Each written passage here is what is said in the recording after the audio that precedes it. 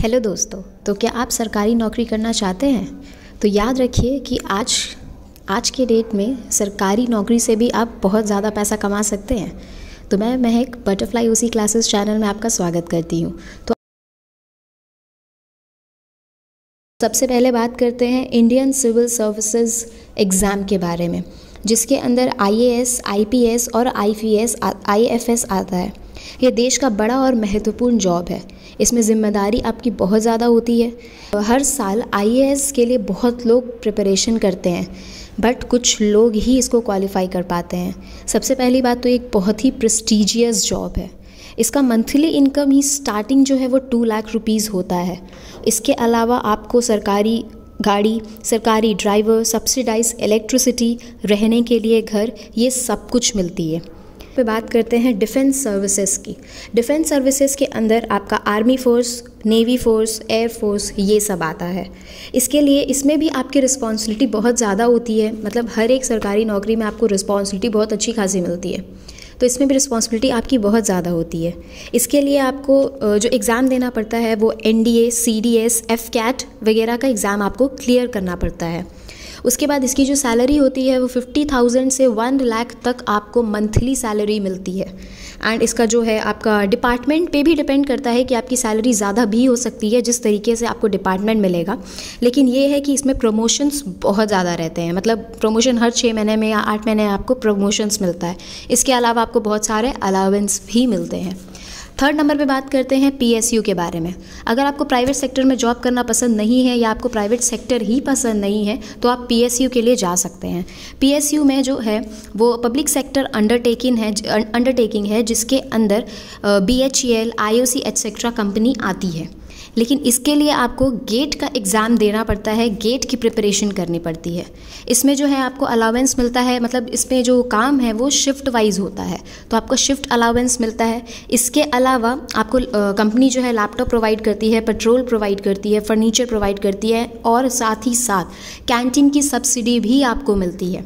इसकी जो per month की सैलरी होती है वो 40,000 से लेके 1.5 लाख मतलब 1.5 लाख तक आपको मिलता है। उसके बाद बात करते हैं यूनिवर्सिटी प्रोफेसर के बारे में। आपको तो ये अच्छे से मालूम होगा कि पढ़ाने का काम अच्छा और शांत वाला होता है। और ऊपर से यूनिवर्सिटी प्रोफेसर गवर्नमेंट के थ्रू अगर आप है तो ये गवर्नमेंट मतलब सरकारी टीचर एक बहुत ही अच्छा जॉब होता है, एक बहुत रिस्पेक्टेड जॉब होता है। ये आपको अच्छे से पता है कि आप भी अपने शिक्षक की बहुत रिस्पेक्ट करते हैं और उसी तरीके से ये बहुत ही ज़्यादा रिस्पेक्टेबल जॉब होता है। अब इसमें क्या है कि आपको अलग अलग सैलरी पैकेज प्रोवाइड की जाती है। अगर आप NIT बैकग्राउंड से है, NIT के प्रोफेसर है, तो आपको बहुत ज़्यादा सैलरी मिलती है, सैलरी पैकेज आपका हाई होता है। बट उसी जगह पे अगर आप IIT के टीचर है तो आपकी सैलरी पैकेज थोड़ी सी लो हो सकती है। लेकिन अगर देखा जाए तो मैक्स टू मैक्स आपका 40,000 से 3 लाख रुपीज़ पर मंथ आपका जो है मंथली सैलरी होता है। लेकिन इसके अलावा आपको मेडिकल, आपको हाउस, ये सब फैसिलिटीज़ भी प्रोवाइड की जाती है। 5th नंबर पे आता है बैंकिंग। अब बैंकिंग से भैया आपके दिमाग में तो एक ही चीज़ आता होगा कि RBI बन जाए, RBI में चले जाए, गवर्नर बन जाए, PO बन जाए, मतलब प्रोबेशनरी ऑफिसर बन जाए। और क्यों ही कोई इस चीज़ का सपना नहीं देखेगा, क्योंकि सबसे बड़ी बात तो इसमें ईजिली प्रमोशन हो जाता है। बहुत ही जल्दी आपके प्रमोशन होते हैं इन सारे बैंक्स में अगर आप इन पोस्ट पे रहते हैं। और उसके बाद आपकी जो सैलरी होती है वो 18 लाख एनुअली होती है। 18 लाख से 20 लाख रुपए एनुअली आपको मिलता है।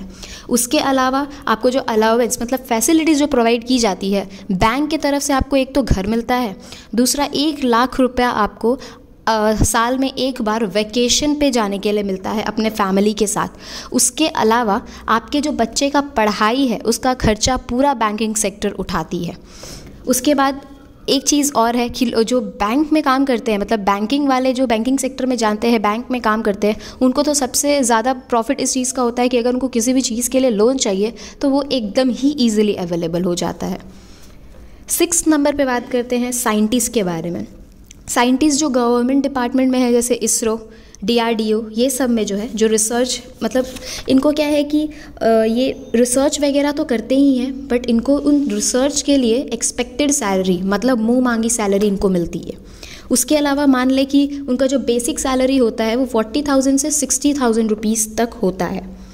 उसके बाद इनको इसके अलावा 7,000 से 10,000 तक ट्रांसपोर्टेशन चार्ज भी दिया जाता है। उसके अलावा आपको इनको होम मिलता है, हर 6 महीने में बोनस मिलता है। जिस डिपार्टमेंट में है उस डिपार्टमेंट में आपकी सैलरी भी डिपेंड करती है। नंबर पे आता है assistant in ministry of external affairs. ये जो है इसमें आप जो पैसा है वो 1.5 लाख से 2 लाख तक कमा सकते हैं, डिपेंड करता है कि आप किस डिपार्टमेंट में हैं। लेकिन अगर आप ज़्यादातर फॉरेन कंट्री में अगर आप जाते हैं तो आपको ऊपर से 50,000 रुपये भी मिलते हैं। ये है लेकिन बहुत टफ एग्ज़ाम होता है। इसके लिए आपको SSC CGL में क्वालिफाई करना होता है और वो भी बहुत अच्छे परसेंटाइल से। 8 नंबर पे बात करते हैं गवर्नमेंट डॉक्टर्स की। अब आप खुद ही जानते हैं कि सरकारी जो डॉक्टर हैं उनकी बहुत ज़्यादा डिमांड रहती है, क्योंकि वहाँ पे फ़ीस कम लगता है, तो इसलिए गवर्नमेंट डॉक्टर्स की डिमांड भी बहुत ज़्यादा है। लेकिन यही है कि जो गवर्नमेंट डॉक्टर्स होते हैं MBBS एग्ज़ाम के बाद वो ज्वाइन कर सकते हैं किसी भी गवर्नमेंट डिपार्टमेंट में। अब इनको जो गवर्नमेंट डॉक्टर्स हैं जो विलेज में जा कर के जिनका मतलब विलेज में जा कर के जो आपका ट्रीटमेंट करते हैं, चेकअप करते हैं, उनको 25 से 50% तक ज़्यादा सैलरी प्रोवाइड की जाती है। अब ऐसा देखा जाए तो इंडिया में एक सर्जन की जो बेसिक सैलरी है वो 2 लाख रुपए है, और जो जूनियर डॉक्टर्स होते हैं उनके 40,000 से 50,000 रुपीज़ है जनरल। तो आप गवर्नमेंट डॉक्टर्स का अंदाज़ा लगा सकते हैं कि उनको कितने पैसे मिलते होंगे। 9th नंबर पे बात करते हैं इनकम टैक्स ऑफिसर की, आयकर विभाग। इनकम टैक्स जो है वो आप income tax inspector to commissioner आपको बना सकता है। आप इनकम टैक्स इंस्पेक्टर से ले करके कमिश्नर तक बन सकते हैं इस पोस्ट में। इसमें जो आपकी सालाना इनकम आपकी जो मंथली इनकम होती है वो 60,000 से 1 लाख रुपए तक होती है। इसके साथ ही आपको 30 लीटर पेट्रोल, सिम कार्ड, सरकारी व्हीकल, ये सब कुछ प्रोवाइड किया जाता है। अब इसके लिए भी आपको SSC CGL क्वालिफाई करना बहुत ज़रूरी है, और वो भी अच्छे परसेंटाइल से। उसके बाद जो UPSC के प्रिपरेशन कर रहे हैं वो असिस्टेंट कमिश्नर भी बन सकते हैं। बहुत ही आसानी, लेकिन इसका एग्ज़ाम इतना आसान नहीं होता है, तो आपको बहुत मेहनत करनी पड़ती है। 10वें नंबर पे बात करते हैं रेलवे इंजीनियर्स की। अब रेलवे इंजीनियर्स की बात करें तो ये जो मतलब जो भी गवर्नमेंट इंजीनियर है, ठीक है, एनी गवर्नमेंट इंजीनियर, इनकी जो सैलरी है उन सब इंजीनियर्स से सबसे ज़्यादा होती है। मतलब 60,000 से 80,000 रुपये मंथली, ये बेसिक सैलरी की बात कर रहे हैं हम। ये 60,000 से 80,000 रुपये होती है।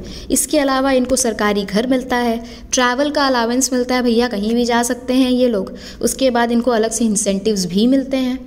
अब तो देश की सेवा के लिए आप कौन सी नौकरी करना चाहते हैं हमें कमेंट सेक्शंस में ज़रूर बताएं।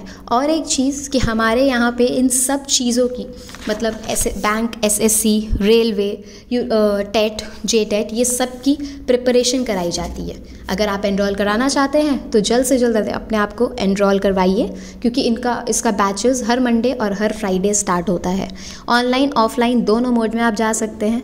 आई होप आपको ये वीडियो अच्छा लगा होगा। Thank you.